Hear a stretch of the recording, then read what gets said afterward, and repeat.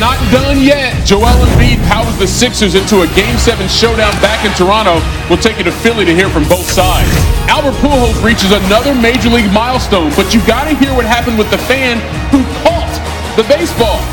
And Tony Romo teed it up with the Tour Pros again, how his up-and-down round ended with the former quarterback scorecard getting sacked. That's just a book statement to say his leadership killed us. No, he didn't! To just blame it on one guy. Couple NBA games on the docket on this Thursday, including the Nuggets and Blazers getting together for Game 6 in Portland, with Denver leading this series 3-2 early on. Jamal Murray off the glass, little floater, gets it to go. Nuggets with an early lead, then trying to extend it. Paul Millsap working the baseline game, drive, spin. That's good. 8-point advantage for Denver there. And later, check this out. Murray behind the back to Nikola Jokic. How about the pass and the soft hands from the big man? Right now, Denver leading it over the Blazers with a chance to end the series and advance to the Western Conference Finals 27-18. We'll update that one throughout the night. And just like that, we're off and running on this fresh edition of SportsCenter with Kevin Connors. I'm Michael Eaves. We talked about it before the show, right? Potential for 3 Game 7s in the NBA on Sunday. Now, a lot of things have to happen for that to play out, but we know this. There will be a Game 7 between the Raptors and the Sixers. It'll be in Toronto. Raptors coming off that 36-point win in Game 5. Midway through the third with Embiid on the bench. A plus-minus of plus 30 in the first half. Kawhi, though, would take advantage with the big fella on the pine. He went for 29, 12, and 5 in this one. Next possession, Danny Green, Strong Island in the house.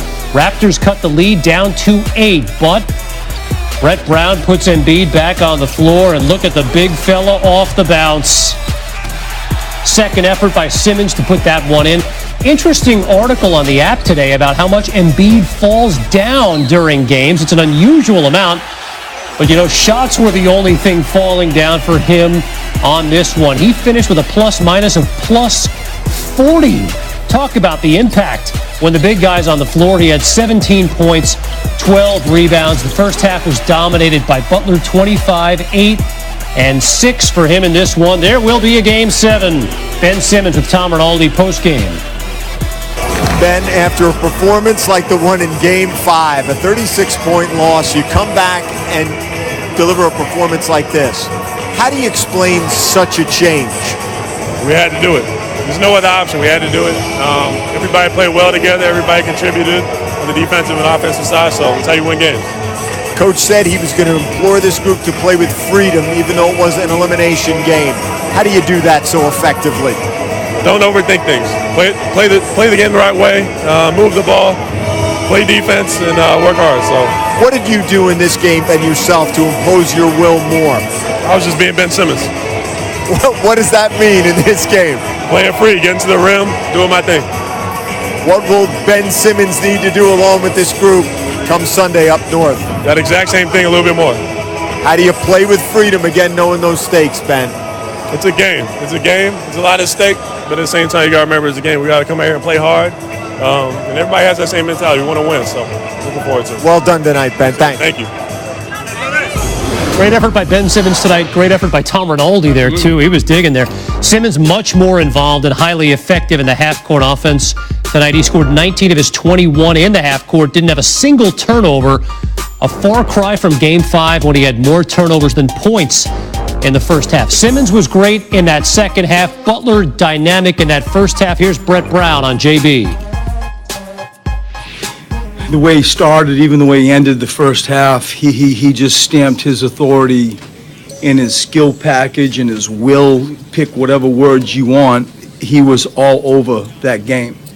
And, you know, the mood in the locker room as we went through sort of an early shoot-around, our version of shoot-around before, you could sense the serious side. They got the moment. And I think he got it as much as anybody, and tremendous leader, and his performance mirrored his attitude. All right, so there will be a Game 7 come Sunday. We got our pal Tim Legler joining us here in studio tonight. There are games where Jimmy Butler can almost look frustratingly ordinary, and then there are nights where he can put it together as he did in that first half. Simmons was great in the second half tonight. How did Philly legs dominate Game 6? I just thought that they had guys step up that hadn't been really. And for me, it is mentality of Ben Simmons. Brett Brown alluded to it. He walked into the arena with the right mentality, under a lot of pressure, hasn't played well. People just want to see him be aggressive. And this is what we're talking about with the unique skill set. 6'10" with this kind of straight ahead speed. And it starts right here. He's very special in that he can get this rebound. Look how deep he is. He's about right now 90 feet from the other end of the floor. And actually, Toronto's in pretty good shape. There's Kawhi. Gasol's going to be back before him. Ibaka's going to be up the floor before him. And even Danny Green, and there's a fifth guy back there. So watch what happens as Ben Simmons starts to come up the floor, and this is where he's so special. He's looking up, and he knows that right now Kawhi is probably going to be out here in the outside lane, so he wants to focus on Marc Gasol. If Marc Gasol stays up the middle of the floor like he is right now, Ben Simmons knows he's got the speed to then turn the corner and try to get all the way into this gap. And that's what he's reading right now. Marc Gasol a little out of position. Here goes Simmons. Stop right there. This is what his straight ahead speed does. It draws 5 guys. He actually has 2 options. He made 2 corner kickout threes before this. He's also got Jimmy Butler under the rim. But this is all straight ahead speed and then elite vision at the end of it. That's all Sixers fans want to see. Just be aggressive to make a play. Butler was fantastic early in this game, too. This is great right here. You see the jab with his right foot. He basically, all he does is he wants to get Danny Green to bite on that. As soon as he does, Jimmy Butler then is going to take this thing down the middle right here, and he's going to focus on Kawhi Leonard and see what he wants to do. Watch Kawhi step up, and this is the other thing they want Simmons to do right here. Simmons peels out of this, and in a second here, he's going to point his hand in the air, and he wants the basketball thrown up here. Be a force. You can't go hide in the corner. Use your athletic ability to be a force. We know you're not going to shoot.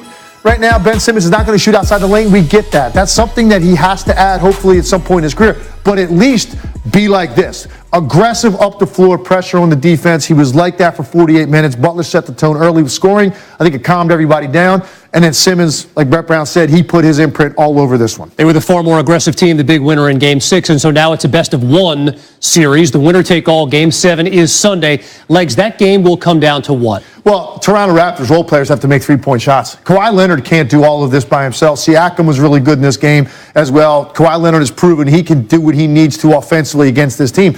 But if you're guys like Kyle Lowry, if you're Siakam, if you're Danny Green, Marc Gasol, I mean, look at the looks they were getting in the first half of this game, and you dig yourself a 15-point deficit because you can't throw anything in the ocean. The inconsistency with the role players and the 3-point shots, these are great looks for the Toronto Raptors, all created by their star player, Kawhi Leonard. So for me, it's going to come down to that. There's going to be a lot of pressure in the home building. So even though it's an advantage statistically, obviously, I think 80% of the time, the home team's going to win this game. But still, there's pressure that role players feel to not let down Kawhi Leonard if he creates the offense. They have to shoot much better than they did tonight to have a chance, or Philly potentially go in there and steal that. Blowout in Game 5. For all intents and purposes, a blowout in Game 6. Game 7 comes your way Sunday. I don't think there'll be a blowout in that one. Tim Legler hanging with us here on SportsCenter. All right, guys, coming up later here on SportsCenter, more on Joel Embiid's impact on this game. We talked about the plus-minus earlier. We're going to go a little deeper into that stat to see what the process is doing for the Sixers. But right now, we take it to the Major League Diamond, where history was made on this Thursday by Albert Pujols. The Angels in Detroit to tangle with the Tigers came into this game needing 1 RBI for 10,000. How you like me now? The Machine. He knew it when it happened. Huge milestones, is the 3rd player ever to reach 2,000 RBI. And Albert Pujols batting just .205 on the year. Launches one to left, and that is historic. Career RBI number 2,000 in Albert Pujols' career. Yep, there it was. He said that 2,000 RBI was just as good as 3,000 hits. Pretty special, obviously, to our fans. It's something that you always wanted to do stuff like this when you play at home, and do it in front of your home fans. But I'm pretty sure, our fans enjoy as much as I enjoy it. There's something that's a piece of history that, that you're going to remember. And I'm just glad that I was able to do it today and help our team to win. So again, just the third player to ever reach 2,000 RBI. The stat became official about 100 years ago. Hank Aaron, Alex Rodriguez, the only other two guys to reach it. Pujols, a 3-time MVP. Now, Miguel Cabrera is second among active players. He's 351 RBI short of 2,000. By the way, Pujols is now 61 home runs away from 700 for his career.